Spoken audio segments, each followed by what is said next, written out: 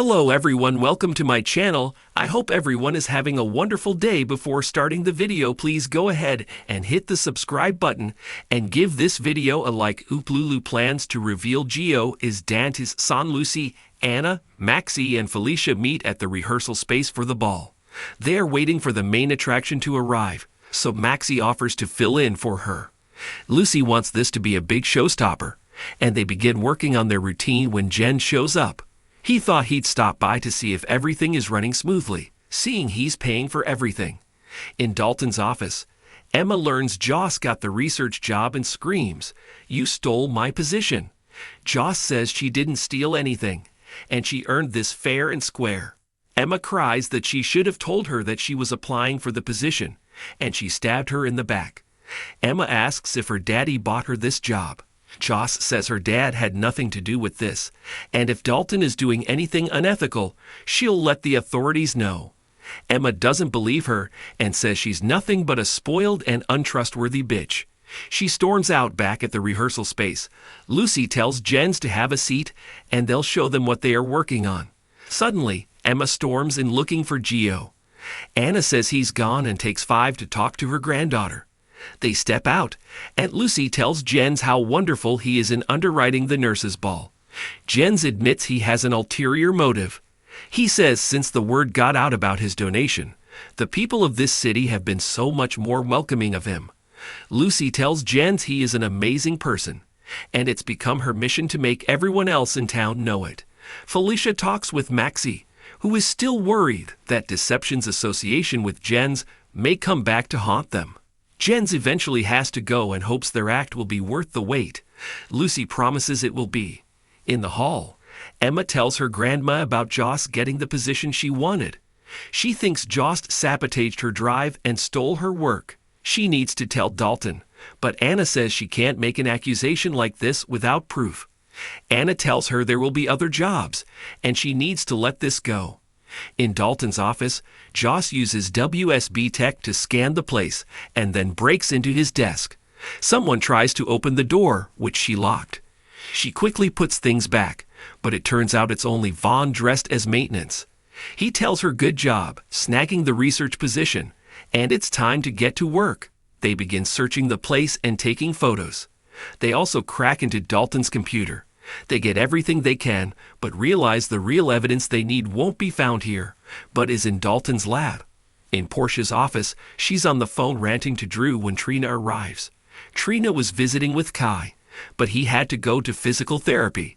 Portia asks how Kai is doing, and Trina says he's putting on a brave face, but the documentary guy keeps following them around. She has to bite her lip to keep from commenting on Drew. Portia says it's not their place to convince people about Drew, and she just had a talk with her father about not running an editorial on Drew. Trina asks why her mother did that. Portia claims she was afraid Drew could sue her father. She wasn't in favor of Kay's surgery, but it worked out, so she thinks perhaps they should back off Drew and find some middle ground that doesn't involve conflict. Trina asks if she wants Dad to make peace with Drew. Portia will settle for just coexisting, and she thinks Curtis will listen to her.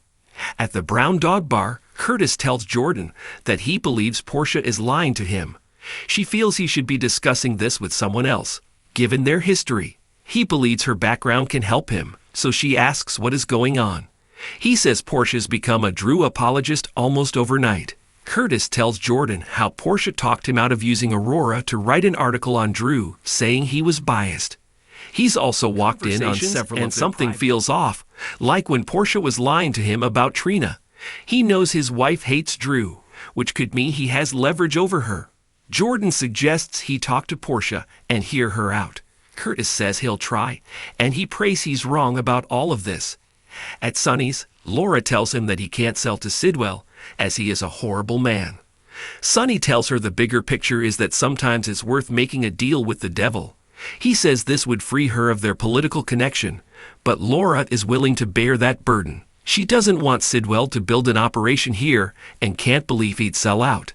Sonny explains this isn't about the money, which makes Laura realize he's planning his exit strategy. Sonny isn't leaving Port Charles and will need a security detail, but he deserves a fresh start.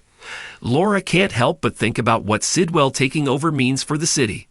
Sonny knows that between the WSB and PCPD, they'll keep him in check. If he sells to Sidwell, it will be a peaceful transition and prevent turf wars. Laura is still concerned about what Sidwell's plans for Port Charles are. Laura worries Sidwell won't keep the peace with the other families and will usher in a new era of crime. However, she understands it's unfair to ask him to sacrifice his life and family for Port Charles, so she supports him walking away if he feels it is time. At Lulu's, Carly tells her that this isn't her child. This child has another family, and if she finds this child, it will be a huge mistake. Lulu cries that she's having a hard time keeping this secret, and she's pretty sure Dant's son is here in Port Charles and that it's Gio. Carly asks why she thinks it is Gio, as he wasn't adopted. Lulu explains he's the right age, and she believes Lois and Gloria arranged for their Cerulo cousin to adopt him. Carly calls it a stretch, but Lulu says not if Carly saw what she did last night. Lulu tells her about Dante ripping into Gio, blaming him for covering for Rocco and Danny, and Lois intervening. Lois said, "You don't know what you are saying, and you don't know who he is." Carly admits that it is weird. Lulu reveals that Dante talked about how Gloria and Lois never let Gio stand on his own 2 feet, and she suspects Brooklyn might even know Gio is her son. Her theory makes sense, and if Gio is Dante's son, she has to tell him.